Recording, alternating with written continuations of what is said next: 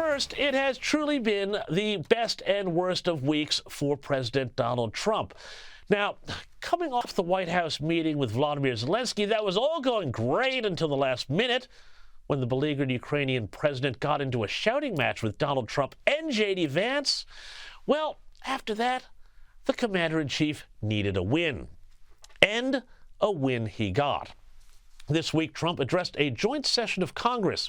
It was not technically a State of the Union, but effectively it was the same sort of thing, and he got what he was looking for. Not just because he dropped a long, 100-minute-long speech without a hitch, but because the Democrats, still reeling from their loss in November and completely unable to deal with Trump's victory in November, were able to deal with it. But despite all that, there is still a bit of trouble on the horizon. But first, in case you missed it, here's some highlights of the speech. Now, the theme was, naturally, American renewal and a great American comeback. Our spirit is back, our pride is back, our confidence is back, and the American dream is surging bigger and better than ever before.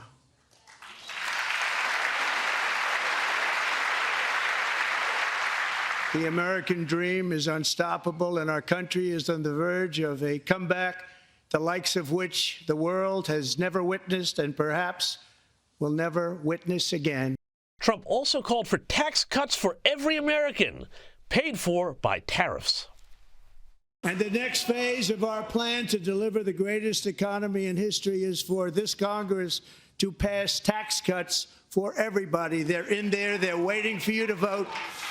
And I'm sure that the people on my right, I don't mean the Republican right, but my right here, I'm sure you're going to vote for those tax cuts, because otherwise I don't believe the people will ever vote you into office. So I'm doing you a big favor by telling you that. And not only did he troll all the Democrats in that room there, he reeled off long lists, and here's just a sample of ridiculous stuff the American taxpayer had been forced to pay for in the pre-Doge era. $40 million to improve the social and economic inclusion of sedentary migrants. Nobody knows what that is. $8 million to promote LGBTQI+ in the African nation of Lesotho, which nobody has ever heard of. $60 million for indigenous peoples and Afro-Colombian empowerment in Central America. $60 million. Well, not surprisingly, the Democrats, who went to the last election calling themselves the Party of Joy, turned out to be churlish through the entire speech. They couldn't even clap when Trump announced the capture of one of the terrorists involved in the Abbey Gate bombing in Afghanistan. Watch them on the right of your screen when the camera pans to the audience. Tonight, I am pleased to announce that we have just apprehended the top terrorist responsible for that atrocity, and he is right now on his way here to face the swift sword of American justice.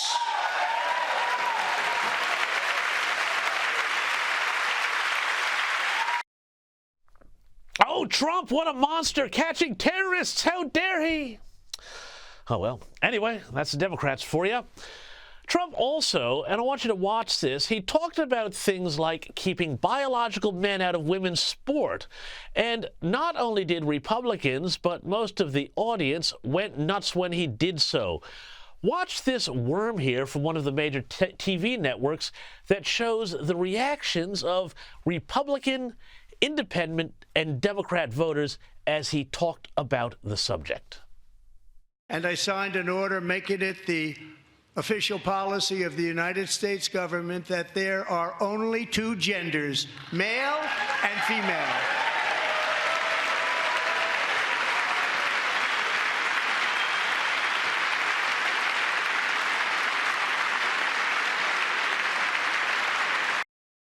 And that, folks, is why Trump won. Trump also, in his speech, went further than previous presidents who normally call out members of the audience to illustrate policy points. Well, he went the next step, bestowing gifts and prizes. Jason's father, grandfather, and great-grandfather all wore the uniform. Jason tragically lost his dad, who was also a Los Angeles County Sheriff's deputy when he was just a boy, and now he wants to carry on the family legacy of service. Jason is a senior in high school, a six-letter varsity athlete, a really good athlete, they say, a brilliant student with a 4.46, that's good, GPA. And his greatest dream is to attend the U.S.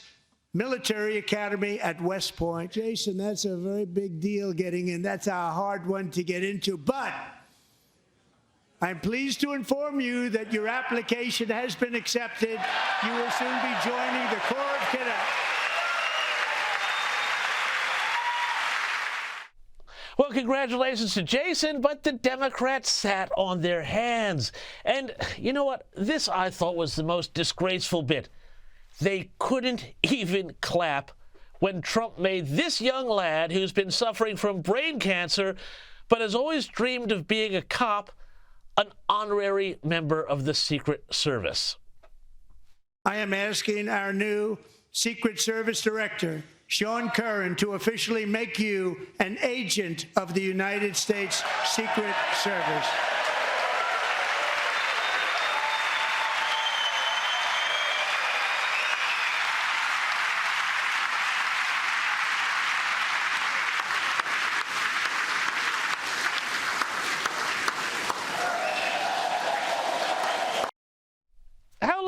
That, but the Democrats, well, they sat stone silent through that. Yes, even for that lovely moment.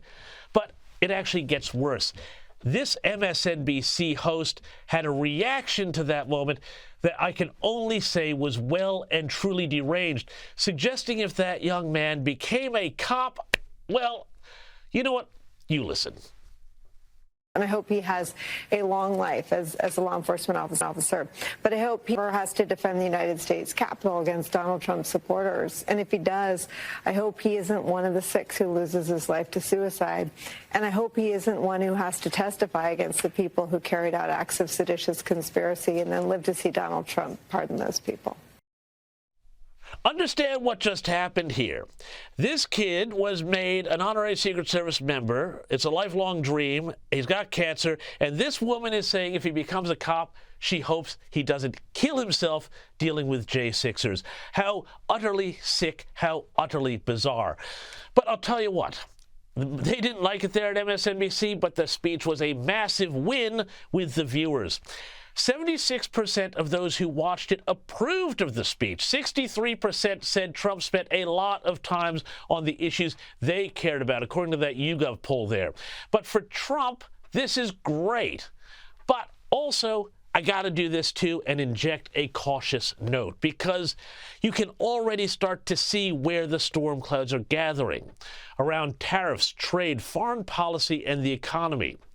In Europe, Donald Trump is being accused of deserting American leadership over Ukraine. After decades of bad policies around welfare and immigration and energy, Europeans have suddenly realized they can't keep putting their defense and all their other dumb decisions on the American credit card. But if it means the end of NATO and a militarily resurgent Europe, well, history is not a happy guide on that one. And all this gives his enemies a new line that America is unreliable under Trump and not a friend, can't be counted on. But in doing so, what they're essentially doing is reviving the old Russia, Russia, Russia line, saying that Trump is acting as an agent of Putin. It's wild stuff, but this is, yes, what they are going with. Now, Trump has also given automakers a short reprieve on tariffs, but again, the on-again, off-again nature of the policy suggests that Trump himself is using the tariff stick for something other than the economy. And Mexico, too, has won a reprieve from the tariffs for a month, suggesting we are in a negotiating cycle of provoke, negotiate, delay, and see where things land. But the final caution here, the Atlanta Fed is predicting a steep nosedive in the economy in the coming quarter, which means the media will be playing up the idea of a Trump session, fairly or not. So my takeaway is Trump had a hell of a good week with an incredibly good speech that got the American people behind him, but the media and his foes are coming. So for the Trump administration, warning bells are ringing. Well, joining me now is Sky News Washington correspondent Annalise Nielsen. Annalise, thanks for coming on the program tonight, and we've got to talk about this big Trump address. Now, it seems to have been a really big hit with voters, but what did you make of the address, and specifically the way the Democrats were completely churlish and refused to applaud even a kid with cancer? And the dominant image from the night was an old man, Al Green, waving a stick at Donald Trump like the proverbial old man yells at clouds. Look, I think what people might not realize is that the partisanship started well before Donald Trump even got in the room. So some of the normal procedures that happen for a State of the Union include a bipartisan delegation escorting the president in. And that didn't happen this time around. The Democrats said from the beginning they wouldn't do that. Basically, none of the Democrats stood while Donald Trump walked into Congress before he delivered his address, the exception being that one congresswoman who held up a sign saying this is not normal as a protest. And they had all planned that protest to wear the pink and to have the signs. And so the groundwork was laid for this well before Donald Trump even had a chance to speak. But by the same token, we did really anticipate exactly what Donald Trump was going to say. It was a very stump-style speech, the kind that we've heard at his rallies for a long time. But I found that interesting in and of itself as well. This wasn't his big retribution tour. This wasn't him, the harbinger of doom and gloom, like we'd been warned that he was going to come back with a vengeance. This was him painting a very optimistic picture. This was him saying that this is the new golden age and enjoying it. He was kind of playful when he was getting shouted down by Al Green, when he was facing protests, and he made good TV out of it, which is what we know of Donald Trump. And I'm not saying there's not retribution to come. I'm not saying he doesn't have some axes to grind.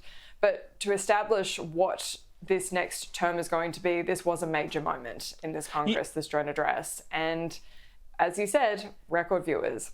Record viewers, and I think 72% of CBS viewers who watched the speech said they approved of the speech. So does this create a problem then for the Democrats, because the midterms are going to be on the horizon before we know it, if they're looking like they're completely churlish? And I mean, you could imagine the ads where they say the Democrats won't even stand and honor, for example, the victim of an illegal immigrant who'd been killed like Laken Riley. And, you know, he gave a very moving talk about that. And then they just sat on their hands. Oh, and when you won't stand for the US detaining a terrorist who helped kill American servicemen. And I tell you, the number of people I've spoken to over the last week where I've mentioned that and they don't remember what Abbey-gate was. And there is a real divide in America between people who remember and appreciate what a disaster the withdrawal from Afghanistan was and those who just kind of compartmentalized it and moved on. And that division remains. This is still just a very divided population in terms of what they value and what media they consume. And I know we talk about this a lot, but it is such a factor in the US with people, what they consume, and otherwise shut out the other information. And this is why we're seeing this big reset from the White House about how they deal with the press. Well, it is fascinating because I did spend a couple of hours the morning after the speech reading the New York Times and the Washington Post, and specifically the reader comments. And it does feel like there really are two Americas out there, and they just saw an entirely different speech. But I want to shift on here because we've got so much else to talk about. There has been a lot of talk, obviously, about DOGE and the Department of Government Efficiency, but some of the waste that's being turned up elsewhere is amazing to me, and I was stunned by this revelation in the New York Post. It seems like the Biden administration was shoveling billions of dollars out the door and putting them through bogus charities, including $20 billion to some environmental charities that were brand new, so brand new that they did not even appear in the IRS's charity database. Annalise, this stinks. Can the Trump administration get any of this money back? And more importantly, where did this money go? To line the pockets of Democrats to fight the Trump agenda, I presume. I guess that's where Elon Musk comes in. But look, James, this is the really interesting thing in all this. The Democrats were basically bragging about this when they were in their final days in office, saying we've done as much as we can to get as much spending out the door to make sure that we can protect climate action. This is exactly what their supporters wanted. And to go back to your earlier point about Democrats, I mean, staring down midterms, we do have to remember it was only 4 years ago that we thought the Republican Party was lost for all eternity, that they were so bereft of leadership that they had no chance. With Donald Trump now out, they had no set leadership. So the Democrats absolutely can come back. But right now, they are just a mess. They have no clear leader because they built everything around Joe Biden, who was so obviously in the throes of cognitive decline, and the entire leadership locked everyone else out, kept them down just to keep Joe Biden in place. And so they don't have any next generation that's ready to stand up and take the lead. When we're talking about who might be the next Democrat president of the United States, they're talking about Tim Walz, who somehow, being a popular governor in Minnesota, apparently managed to lose that own benefit in the last election result. They had a smaller Democrat turnout in their own state. This is the state that, when it was the Reagan landslide, still held on for Mondale, wasn't it? It's just like, so I just, that they are completely lost in the wilderness at the moment, but it's not saying that they couldn't come back. Yeah, and I'll be talking a little bit later in the program with Mick Mulvaney about another interesting development on that front, so stay tuned for that. But also we need to talk about Ukraine and the latest that's happening there. A week on from that heated exchange between Trump and J.D. Vance and Zelensky in the White House, well, we now have confirmation that the U.S. has cut off intelligence sharing with Ukraine for the first time since 2022. Now, this comes after they'd already halted shipments of military aid to Ukraine. This isn't going down very well with an awful lot of people in Washington, and I got to say across America as well, who think this is going too far. Is this a push to get Zelensky back to the table, and will it work? Well, it was interesting. The day that that story came out, we had the White House National Security Director and Zelensky both saying that they were preparing to meet that day in response to that. So on the one hand, it does seem like it's working, but on the other hand, for all the discussion around is this bully tactics from America, is it not? This is just the one that seems the most punitive for no real reason. To cut off aid, to cut off further funding, to cut off any further munitions going there, that's all a bottom line question. And they've been very clear from the Trump administration they don't want to send any more money over there. So that's one thing. But to cut off intelligence sharing that you should be already doing regardless. And then I think that's the other unsaid half of this equation. Is this the US saying that they're not gathering this intelligence anymore in that part of the world? Because that's really something that is going to be weakening the US influence around the world and, of course, weakening the Europeans. This is where the US is supposed to be so superior. Or are they getting this information and just not sharing it to punish the Ukrainians and make them more vulnerable?